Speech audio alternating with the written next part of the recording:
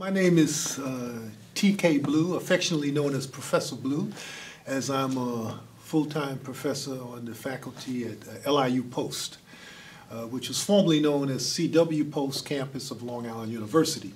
I also teach jazz history, and when you talk about jazz history, one gentleman that's always left out is James Reese Europe. And I finally got familiar with him and his legacy through the great Randy Weston, who I perform with quite frequently.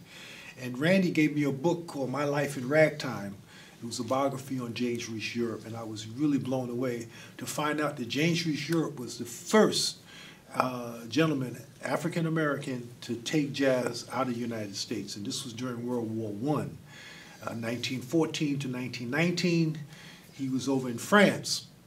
And he was with part of the Harlem Regiment, the 369th Hellfighters. And this was a regiment in Harlem. Now, as you know, back in those days, during World War I, the armed forces were segregated. And normally at that time, blacks weren't allowed to fight, but they actually did have an opportunity to fight in World War I, as there was a shortage of manpower in the trenches.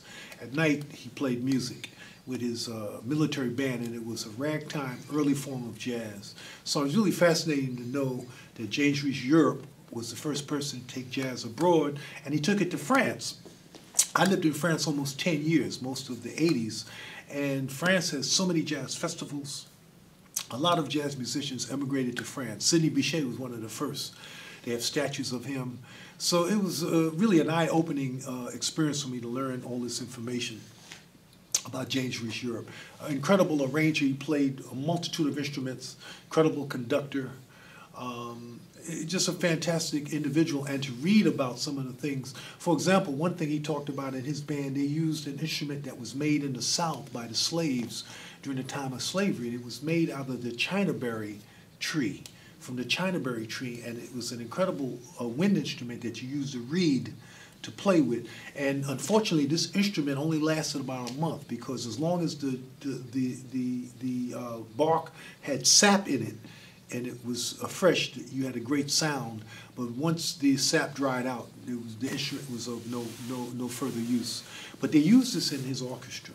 So it was really a fantastic eye-opener. Plus, James Reese Europe, he had the Clef Club. It was one of the first unions for black musicians at the turn of the century. They could go for food, they could go to network, to find work, health care, unemployment, all kind of stuff, went on at the Clef Club. They got uniforms.